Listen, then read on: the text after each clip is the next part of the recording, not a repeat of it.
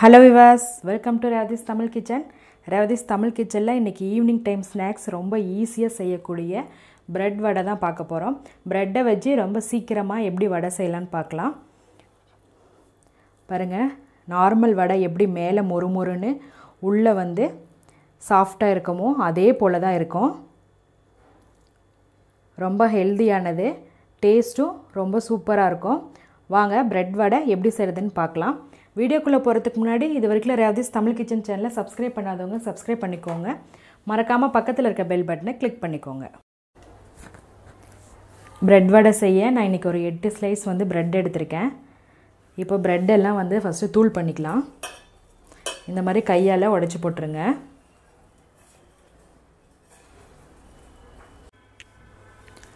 bread எல்லாம் நல்லா தூள் பண்ணிட்டேன். அடுத்ததா ஒரு கேரட் வந்து துருவி வச்சிருக்கேன். அதை சேர்க்கலாம். கேரட் சேர்த்தமா டேஸ்டும் நல்லா இருக்கும், அதே போல கலரும் நல்லா இருக்கும்.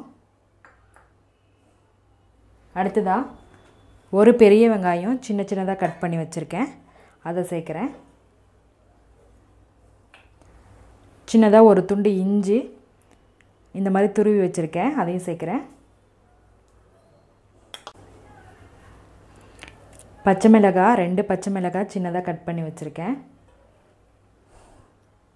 பச்சை மிளகாய் உங்க காரத்துக்கு தகுந்த மாதிரி ஆட் பண்ணிக்கோங்க. பச்சை மிளகாய் பிடிக்காதவங்க மிளகாய் தூள் கூட ஆட் பண்ணிக்கலாம். கொஞ்சமா கருவேப்பிலை நறுக்கி வச்சிருக்கேன், அதை சேர்க்கிறேன். அடுத்ததா உப்பு வந்து தேவையான அளவு சேர்த்துக்கோங்க. ஜீரகம் வந்து 1 டீஸ்பூன் எடுத்துர்க்கேன். இப்போ இதெல்லாம் சேர்த்து ஃபர்ஸ்ட் நல்லா மிக்ஸ் பண்ணிடுங்க. எல்லாம் சேர்த்து நல்லா மிக்ஸ் பண்ணிட்டேன். இப்போ அடுத்ததா ஒரு 1/4 டீஸ்பூன் அளவு மட்டும் மிளகாய் தூள் சேர்க்கிறேன். ஏன்னா bread வந்து கொஞ்சம் ஸ்வீட்டாக இருக்கும், அதனால் கொஞ்சமாக மிளகாய் தூள் சேர்க்கிறேன்.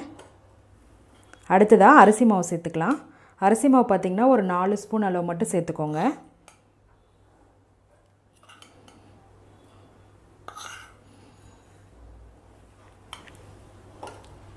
இப்போ நல்லா மிக்ஸ் பண்ணிவிடுங்க.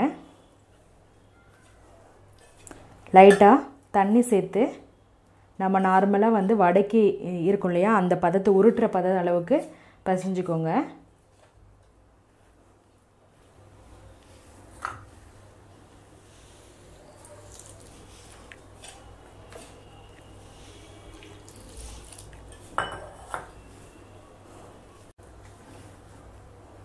தண்ணி சேர்த்து மிக்ஸ் பண்ணிட்டேன்.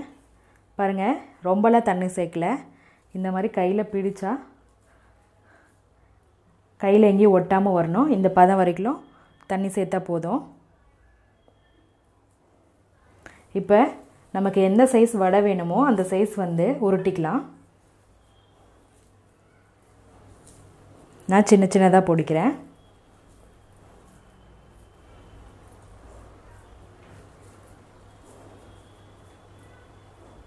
இதே சைஸில் எல்லா பிரெட்டும் உருட்டிக்கலாம். வடைக்கு மாவெல்லாம் உருட்டி வச்சிட்டேன். அதே போல் எண்ணெய் வந்து காய வச்சுருக்கேன். எண்ணெய் வந்து நல்லா காய வச்சுட்டு மீடியம் ஃப்ளேமில் வச்சுக்கோங்க. இப்போ உருட்டி வச்சுருக்க வடையை உள்ள கையில் வச்சு இந்த மாதிரி தட்டி போட்டுக்கலாம்.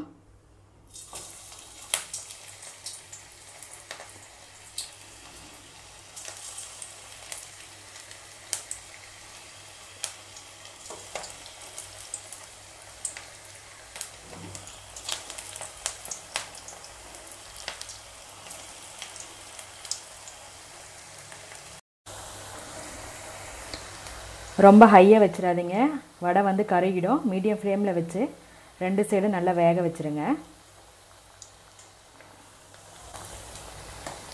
1 சைடு வெந்த பிறகு மெதுவாக திருப்பி போடுங்க.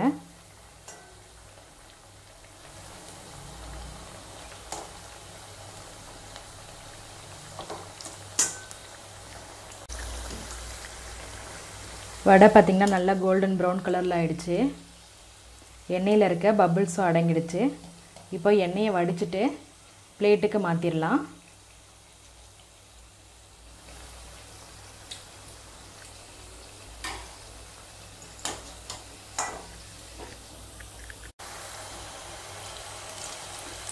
பருப்பு எதுவும் ஊற வைக்க தேவையில்லை.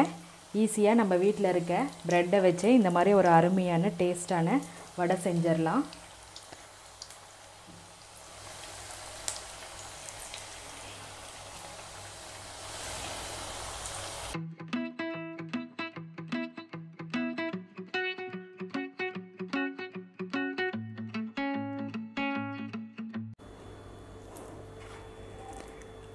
ரொம்ப ரொம்ப டேஸ்டான பிரெட் வடை ரொம்ப ஈஸியாகவும் ரொம்ப சீக்கிரமாகவும் பண்ணிட்டோம்.